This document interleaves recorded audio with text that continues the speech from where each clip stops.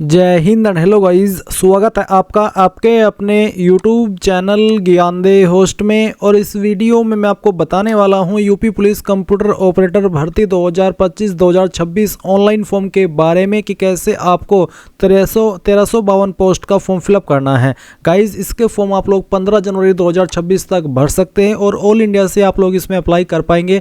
ऐसा कोई कंडीशन नहीं है कि यूपी के ही कैंडिडेट इसमें अप्लाई कर सकते हैं। आप चाहे किसी भी स्टेट से, अगर आपके पास इसमें जो एज लिमिट मांगी है वो है और जो क्वालिफिकेशन मांगी है वो है, तो आप इसमें कहीं से भी अप्लाई कर सकते हैं। तो चलिए शुरू करते हैं और मैं आपको बताता हूं इसका कंप्लीट प्रोसेस। गाइज, अगर आपने अभी तक वीडियो को लाइक शेयर नहीं किया हो तो कर दे और चैनल को सब्सक्राइब करके बेल आइकन ऑन कर ले। फिर जो लिंक वीडियो को डिस्क्रिप्शन में दिया है आप ओपन करेंगे तो आपके सामने कंप्लीट इन्फॉर्मेशन आ जाएगी, जहां पर आपको कैटेगरी वाइज वैकेंसी जानने को मिलेगी।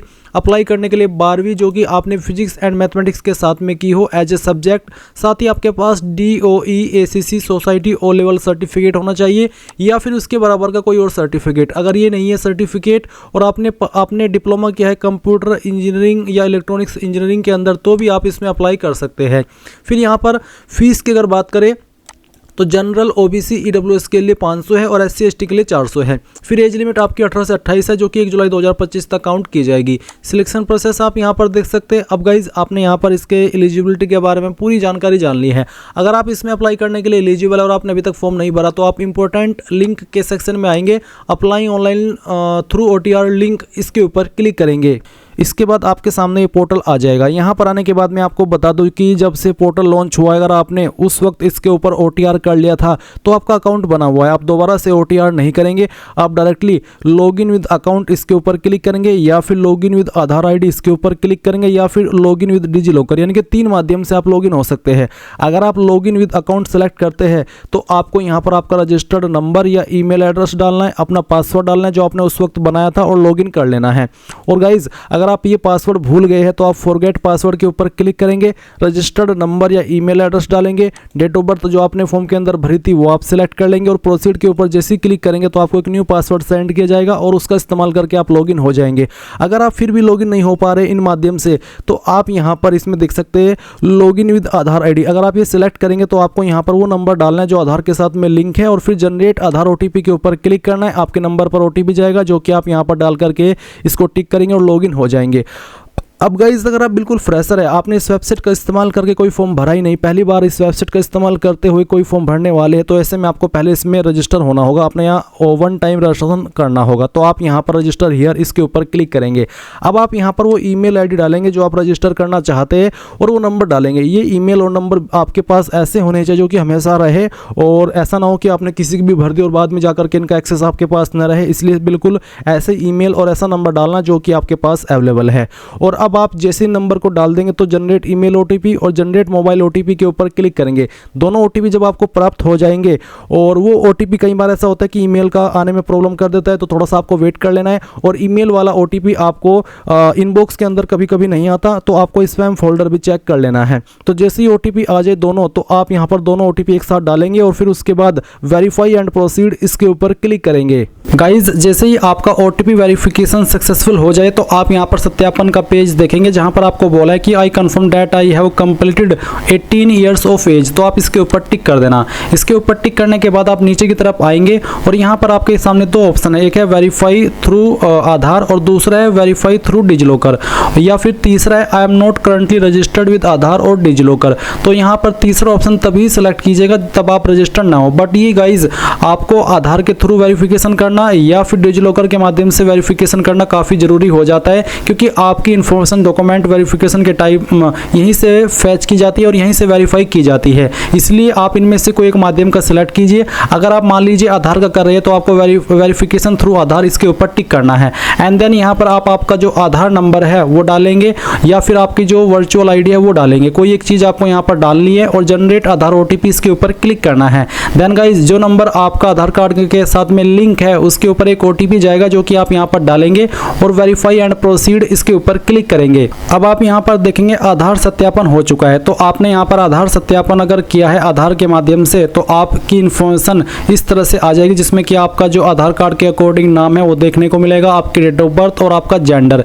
इसके अलावा आप यहाँ पर कुछ अन्य जानकारी भरेंगे। अब मैं यहाँ पर थोड़ी सी बात उन कैंडिडेट के लिए भी कर लेता हूँ जो कि आधार के साथ में सत्यापन न करके डिजिलॉकर के माध्यम से सत्यापन कर रहे हैं, तो उनके सामने किस तरह का इंटरफेस आएगा। इसके लिए गाइज मैं यहाँ पर जो यूपी पुलिस ने डेमो वीडियो डाली है आपके OTR रजिस्ट्रेशन की, उसका इस्तेमाल कर रहा हूँ। और वो इसलिए क्योंकि मैं बार बार सेम इन्फॉर्मेशन का इस्तेमाल करके जो रजिस्ट्रेशन है OTR है वो नहीं कर सकता, इसलिए मैं इस वीडियो से आपको एक्सप्लेन कर रहा हूँ। तो जैसे ही आपका OTP वेरिफिकेशन होता है उसके बाद आपके सामने 3 विकल्प आते हैं, जिसमें से अभी मैंने आपको अगर आप आधार के माध्यम से वेरिफिकेशन कर रहे हैं उसका इस्तेमाल करके दिखाया कि कैसे आपको करना है। बट गाइज अगर आप इन दोनों में से आधार में से डिजिलॉकर में से किसी का भी इस्तेमाल नहीं करते तो आप तीसरे जो लाइन है ब्लू वाली इसके ऊपर क्लिक करते हैं, और इसके ऊपर क्लिक करने के बाद आपको यहाँ पर इस तरह का इंटरफेस देखने को मिलता है, जहाँ पर आपको वेरिफिकेशन करना होता है या तो पैन के माध्यम से या फिर ड्राइविंग लाइसेंस के माध्यम से या फिर पासपोर्ट के माध्यम से। तो कोई एक आईडी इनमें से आपके पास होनी ही चाहिए, अगर आप ना तो डिजिलॉकर के माध्यम से सत्यापन कर रहे हैं और ना ही आधार के माध्यम से। तो जो भी आप यहाँ पर आईडी सेलेक्ट कर रहे हैं उसके बाद में आप उस डिटेल्स को भरेंगे, यानी कि उसका नंबर डालेंगे और अपना सत्यापन कर देंगे। और गाइज अगर आप यहाँ पर डिजिलॉकर के माध्यम से सत्यापन कर रहे हैं तो आपको ये जो ग्रीन लाइन है इसके ऊपर क्लिक करना होगा। इसके ऊपर क्लिक करने के बाद आपको यहाँ पर आपका आधार नंबर डालना है, और आधार नंबर डालने के बाद आप ये कैप्चा कोड फिल करेंगे। कैप्चा कोड फिल करने के बाद आप नेक्स्ट के ऊपर क्लिक करेंगे।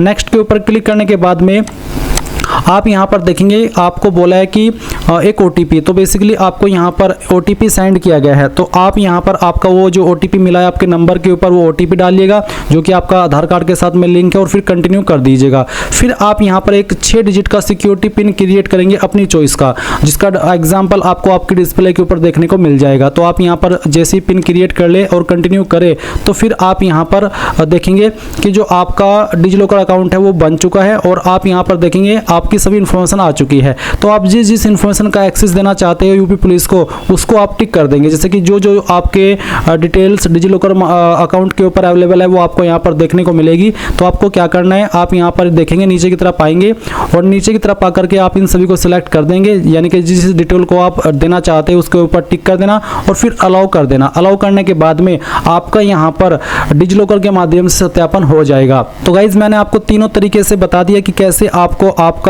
सत्यापन करना है डिटेल्स का। अब मैं यहाँ पर अगेन अपनी इन्फॉर्मेशन से आपको सत्यापन करके बाकी की इन्फॉर्मेशन फिल करके दिखाने वाला हूँ। तो आपको नेशनलिटी के अंदर आना है और यहाँ पर सिटीजन ऑफ इंडिया सेलेक्ट कर लेना है। इसके बाद में आप यहाँ पर देखेंगे मैट्रिकुलेशन हाई स्कूल प्रमाण पत्र में पूरा नाम, आपका जो 10th का सर्टिफिकेट है उसके अंदर पूरा नाम क्या है वो पूरा नाम आपको यहाँ पर एंटर करना है। वही नाम डालिएगा जो आपका 10th के सर्टिफिकेट के अंदर हो। अगर 10th के सर्टिफिकेट के अंदर अलग नाम है तो आप अलग नाम यहाँ पर भरिएगा। फिर जो आपका डेट ऑफ बर्थ है वो जो भी है डेट ऑफ बर्थ आपके 10th के सर्टिफिकेट के अंदर वो डेट ऑफ बर्थ आपको यहाँ पर एंटर कर देना है। तो इस तरह से आपको यहाँ पर एंटर करना होगा। एंड देन आप यहाँ पर देखेंगे जेंडर, तो आपको आपका जेंडर सेलेक्ट कर लेना है। फिर यहाँ पर जो भी आपका फादर नेम है वो आप एंटर करेंगे। फादर नेम को दोबारा डाल करके वेरीफाई कर देंगे। फिर आपको प्रोसीड के ऊपर क्लिक करना है। इसके बाद आपके सामने यहाँ पर कुछ ऐसा इंटरफेस आएगा जहाँ पर आपको पासवर्ड क्रिएट करने को बोला है। और गाइज मैं आपको बता दूं, अगर आपकी डिटेल्स आधार के साथ में मैच नहीं हो रही है और आपको उसको मैच करानी है तो अभी के लिए आप यहाँ पर आई एग्री कर दीजिए कि मुझे पता है कि मेरी डिटेल आधार के साथ में मैच नहीं हो रही है, क्योंकि मेरी आधार कार्ड के साथ में नाम DOB अलग है और मेरे 10th के सर्टिफिकेट में डिटेल्स अलग है। तो आप आगे उसके बावजूद भी बढ़ सकते हैं। बाद में चाहे तो आप आपकी डिटेल्स 10th के सर्टिफिकेट के अकॉर्डिंग करा लीजिएगा। तो आप यहाँ पर आपका पासवर्ड क्रिएट करेंगे। पासवर्ड आपका कैसा है उसका एक डेमो आप यहाँ पर देख लीजिए। पासवर्ड के अंदर इंग्लिश का कैपिटल लेटर, स्मॉल लेटर, कोई एक स्पेशल कैरेक्टर और साथ ही डिजिट, कुछ इस तरह का पासवर्ड आपको बनाना है, जिसमें कि जैसे कि मैंने बताया कि छोटा अक्षर भी होना चाहिए, बड़ा अक्षर भी होना चाहिए, डिजिट भी होना चाहिए और कोई स्पेशल कैरेक्टर भी होना चाहिए। पासवर्ड की लेंथ आपकी 8 से 16 कैरेक्टर के बीच में होनी चाहिए। तो जो भी पासवर्ड आपने यहाँ पर बनाया दिए गए इंस्ट्रक्शंस के अकॉर्डिंग वो यहाँ पर डालने के बाद कंफर्म पासवर्ड में दोबारा डालेंगे और फिर आई एम नॉट रोबोट के ऊपर क्लिक करके preview and create an account इसके ऊपर क्लिक करेंगे। अब गाइज जो भी आपने इन्फॉर्मेशन अभी भरी है वो सभी इन्फॉर्मेशन आपके सामने है। आप इन सभी जानकारी को डबल चेक कर ले, क्योंकि क्योंकि बाद में आपको एडिट का मौका नहीं मिलेगा, ये क्योंकि ये वो इन्फॉर्मेशन है जो कि आप रजिस्ट्रेशन के समय भरते हैं। तो अब आप यहाँ पर टिक कीजिए और फिर क्रिएट एन अकाउंट इसके ऊपर क्लिक कीजिए। अब आपको यहाँ पर प्रोसीड कर देना है। प्रोसीड करने के बाद देखेंगे यूजर क्रिएटेड सक्सेसफुली।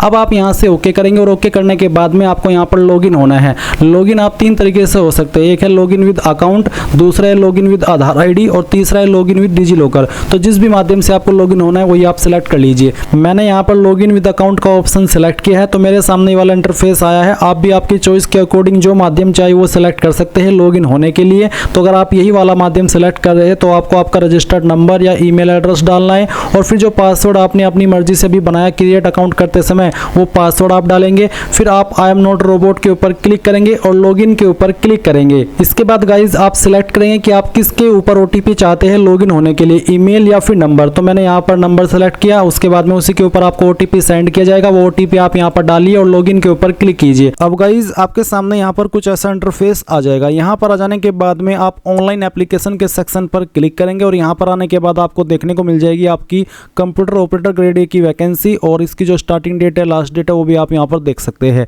अब आप इसके नीचे टिक कर देंगे। इसके नीचे टिक करने के बाद में आपको अप्लाई पर क्लिक करना है। फिर अप्लाई के ऊपर क्लिक करने के बाद जो इन्फॉर्मेशन आपने इसमें OTR करते समय भरी थी वो इन्फॉर्मेशन यहाँ पर दी गई है। इसमें आपको यहाँ पर मदर्स नेम में जो आपकी माता जी का नाम है ये आपको एंटर करना है और ये आप 10th के सर्टिफिकेट के अकॉर्डिंग ही फिल कर देना। इसके बाद आप यहाँ पर देखेंगे मैरिटल स्टेटस यानी कि वैवाहिक स्थिति, तो आपको बताना है unmarried, married, divorced, window, widower. जो भी आपका स्टेटस है वो आप यहाँ पर सेलेक्ट कर लेंगे।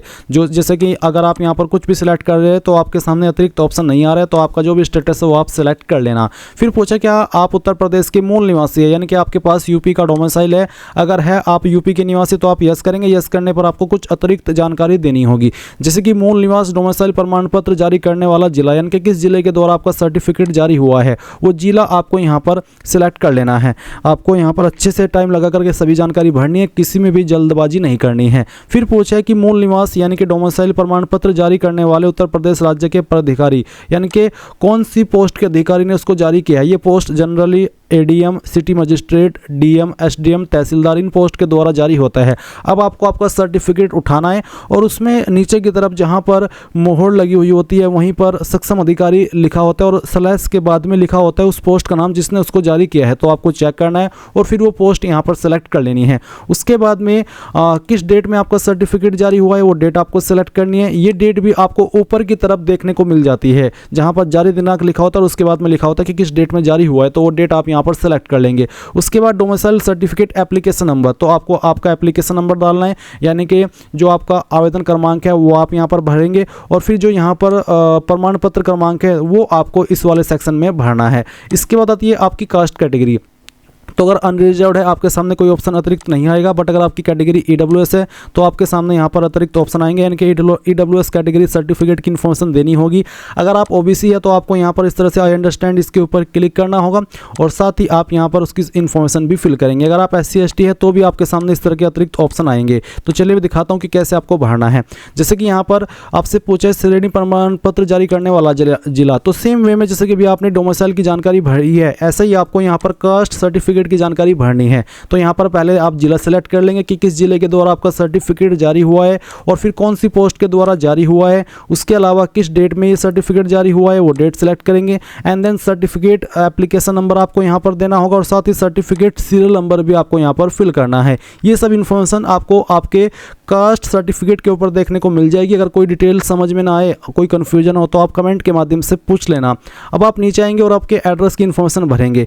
तो पहले है आपका कोरस्पोंडेंस एड्रेस यानी कि प्रेजेंट एड्रेस और इस तरफ है आपका परमानेंट एड्रेस। तो आप पहले आपकी स्टेट सेलेक्ट कर लेंगे, उसके बाद में आपकी डिस्ट्रिक्ट कौन सी है वो डिस्ट्रिक्ट आपको सेलेक्ट करनी होगी। फिर आपका जो कंप्लीट एड्रेस है वो आप यहाँ पर एड्रेस के सेक्शन में भर देंगे। आपका नज़दीकी पुलिस स्टेशन कौन सा है वो आप यहाँ पर एंटर करेंगे एंड देन जो आपका पिन कोड है वो भी आपको यहाँ पर डाल देना है। इसके बाद गाइज नीचे एक लाइन भी लिखी है कि यदि स्थायी पता पत्राचार पता के समान है तो टिक करें, यानी कि आपका प्रेजेंट एड्रेस और परमानेंट एड्रेस एक ही है, अलग अलग नहीं है, तो आप इसको टिक कर देना। अगर अलग अलग है तो अनटिक करके अलग से परमानेंट एड्रेस भर सकते हैं। फिर यहाँ पर गाइज पूछा है आपका होम डिस्ट्रिक्ट एंड स्टेट, तो आपका जो होम डिस्ट्रिक्ट है यानी कि कौन सी डिस्ट्रिक्ट के आप निवासी है वो डिस्ट्रिक्ट आपको देनी है। पहले आप यहाँ पर आपकी स्टेट सेलेक्ट करेंगे, उसके बाद में आपकी जो होम डिस्ट्रिक्ट है वो आप सिलेक्ट कर लेंगे। फिर गाइज आप यहाँ पर नीचे सेव करेंगे और फिर नेक्स्ट के ऊपर क्लिक कर देंगे। अब आपके सामने अदर डिटेल में कुछ सवाल पूछे हैं जिनके आंसर आपको करने हैं। जैसे कि पहला सवाल है कि क्या आप स्वतंत्रता संग्राम सेनानी के आश्रित यानी कि DFF है, अगर है तो यस, नहीं तो आप नो कर देंगे।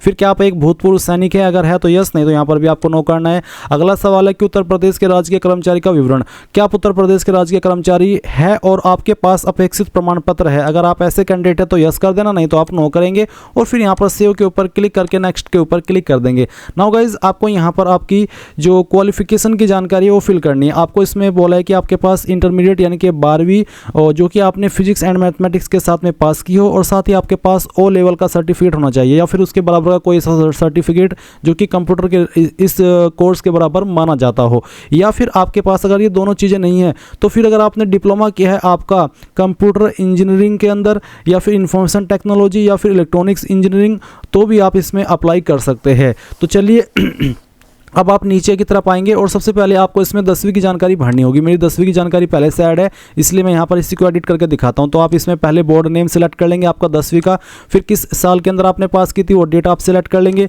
फिर आपका रोल नंबर यहाँ पर डालेंगे और आपका जो सर्टिफिकेट नंबर है वो भी डाल करके आप इसको ऐड कर देंगे। देन गाइज आप यहाँ पर इसमें जो आपकी अतिरिक्त इन्फॉर्मेशन है वो फिल करेंगे। ये फिल करने के लिए आप यहाँ पर देख सकते हैं आपने 10th की तो भर ली, नीचे आता है इसके सामने है intermediate with physics and mathematics, तो आप इसको क्लिक करेंगे अगर आप 12वीं के माध्यम से अप्लाई कर रहे हैं। अगर आप 12वीं के माध्यम से अप्लाई नहीं कर रहे हैं तो आप फिर आपको सबसे लास्ट में डिप्लोमा इन कंप्यूटर इंजीनियरिंग इस वाले सेक्शन के ऊपर क्लिक करना होगा।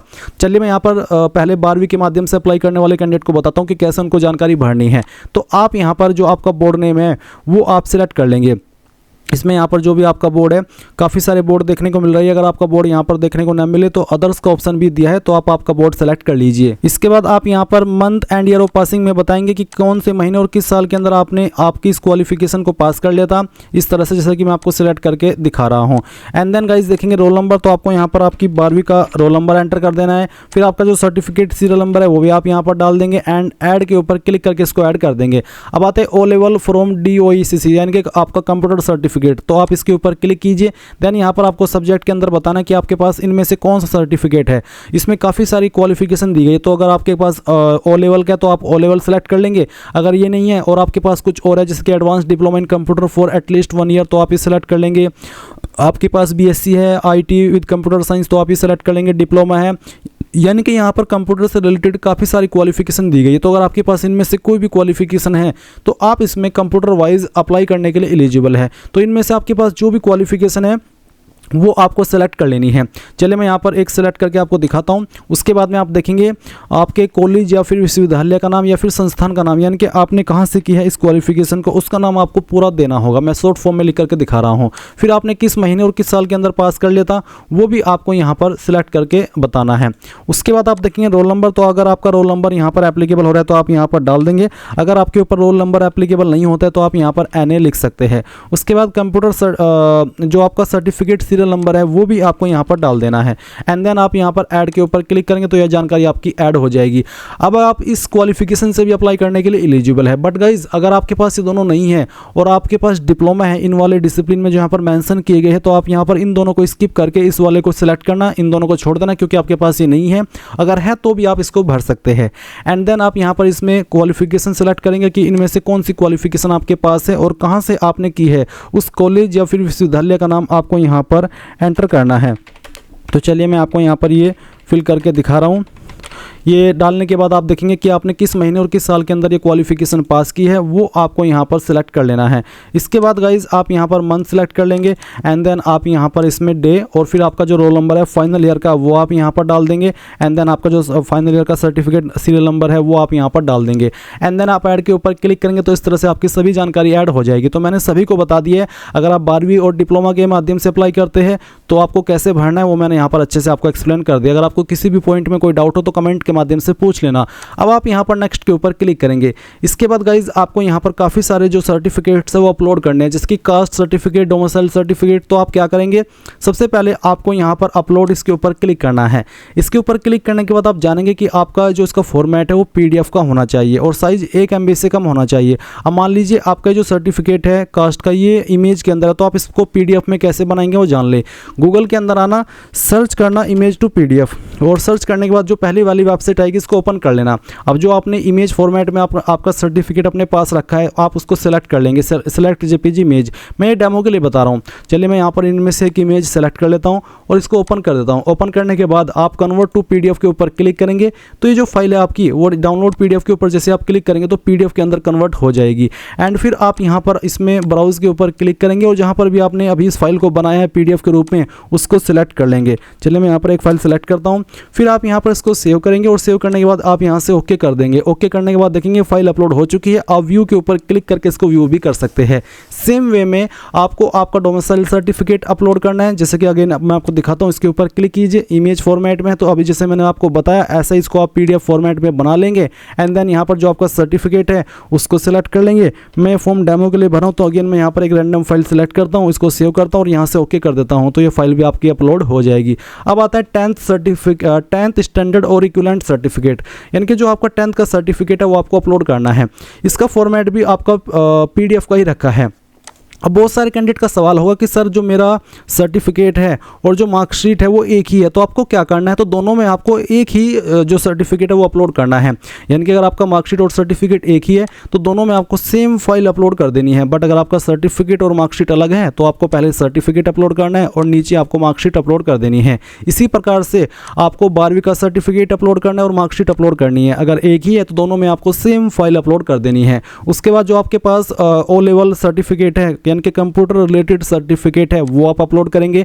अगर आप डिप्लोमा के माध्यम से अप्लाई करें तो आप यहाँ पर डिप्लोमा का जो सर्टिफिकेट है वो अपलोड करेंगे और मार्कशीट अपलोड कर देंगे। अगर इसमें भी ऐसा ही है कि मार्कशीट अलग है और सर्टिफिकेट अलग है तो अलग अलग अपलोड कर देंगे, और अगर एक है तो दोनों में आप सेम फाइल अपलोड कर देंगे। अब गाइज ये सभी डॉक्यूमेंट्स फाइल अपलोड करने के बाद आपको आपका फोटो और सिग्नेचर अपलोड करना है। फोटो का जो सैंपल है वो आप देख लीजिए कि किस तरह का फोटो एक्सेप्ट होगा और किस तरह का रिजेक्ट होगा। ऊपर की तरफ सभी जो फोटो है वो रिजेक्टेड है और नीचे वाला ही फोटो एक्सेप्ट माना जाएगा। तो आप यहाँ पर इसको कट करके अब यहाँ पर लाइव जो आपका फोटो है वो कैप्चर करेंगे। तो आपको कैप्चर लाइव इमेज इसके ऊपर क्लिक करना है। आपका कैमरा ऑन हो जाएगा। आपको यहाँ पर प्लग झपकाना है। अगर प्लग झपकाने से ऑटोमेटिकली फोटो कैप्चर नहीं होता तो आप कैप्चर के ऊपर क्लिक करके कैप्चर करेंगे। अभी गाइज मैं जब यहाँ पर लाइव फोटो कैप्चर कर रहा हूँ तो मेरे सामने एक एरर आ रहा है, और ये जो एरर है मुझे नहीं लगता कि ये नॉर्मल एरर है। ये वेबसाइट का जो टेक्निकल एरर है वो हो सकता है, क्योंकि कुछ टाइम पहले ही आपका जो लिंक है वो अच्छे से काम करना शुरू हुआ है। तो ऐसे में अगर आपके सामने कुछ ऐसा इशू आ रहा है तो आपको कमेंट के माध्यम से बताना है और आपको थोड़ा सा वेट कर लेना है जब तक ये इशू सही नहीं हो जाता। मे बी आप जब इस वीडियो को वॉच कर रहे हो तभी आपके सामने इशू ना आए, तो आप यहाँ पर इससे आगे बढ़ करके अपना फॉर्म कंप्लीट कर लेना। तो इसके बाद नीचे आएगा आपका सिग्नेचर। इसका साइज आपका जो रखा है वो 5 से 20 के बीच में रखा है। तो आप ब्राउज के ऊपर क्लिक करेंगे और जहाँ पर भी आपका सिग्नेचर है वो आपको सेलेक्ट कर लेना है। चलिए मैं इस फाइल को सेलेक्ट करता हूँ, ओपन करता हूँ। आपको यहाँ पर इस तरह से जूम इन जूम आउट कर लेना है और फिर आप यहाँ पर राइट आइकन के ऊपर क्लिक करेंगे तो आपका जो सिग्नेचर है वो इस तरह से आ जाएगा। यहाँ पर your uploaded signature is not as per standard, please upload a valid signature. अगर ऐसा कुछ इशू आ रहा है तो आप यहाँ पर दिए गए साइज के अंदर आपका जो सिग्नेचर है वो बनाएंगे। तो यहाँ पर गाइज मैंने इस तरह से अपना सिग्नेचर सेलेक्ट कर लिया। अब मैं यहाँ पर सेव करूँगा और फिर नेक्स्ट के ऊपर आपको क्लिक करना है। अभी गाइज मैं आपसे माफ़ी चाहूँगा कि मैं इससे आगे नहीं बढ़ पा रहा हूँ, और वो इसलिए क्योंकि मेरा जो लाइव फोटो है वो कैप्चर नहीं हो रहा है इस एरर के चलते, जो कि मुझे लगता है कि वेबसाइट का टेक्निकल एरर है। इसलिए गाइज मैं इस वीडियो को यहीं तक ही एंड कर रहा हूँ। अगर आप इस वीडियो को उस वक्त देख रहे हो जब आपके सामने एरर ना आ रहा हो तो आप यहाँ पर इसके बाद में प्रेफरेंस एंड प्रीव्यू के सेक्शन में जाएंगे, जहाँ पर आप प्रेफरेंस देंगे आपकी पोस्ट के, और फिर आपको प्रीव्यू में देख लेना है जो भी जानकारी आपने शुरू से लेकर आखिर तक भरी है। और जब आपको लगे कि सभी जानकारी सही है तो आप इसको सबमिट कर देंगे। एंड देन आपको अपनी एप्लीकेशन फीस जमा करनी होगी। जब आपकी फीस जमा हो जाएगी और सक्सेसफुल रहेगी तो आपका फॉर्म फाइनल सबमिट माना जाएगा। फिर आप यहाँ पर एप्लीकेशन हिस्ट्री के सेक्शन में आएंगे और अपना जो फॉर्म है वो यहाँ पर देखेंगे, और यहाँ से आप इसको प्रिंट भी कर सकते हैं और उसकी पेमेंट हिस्ट्री भी देख सकते हैं। तो इस तरह से गाइज आप लोग UP police computer operator online form 2025-2026 भर पाएंगे। Thanks for watching. जय हिंद।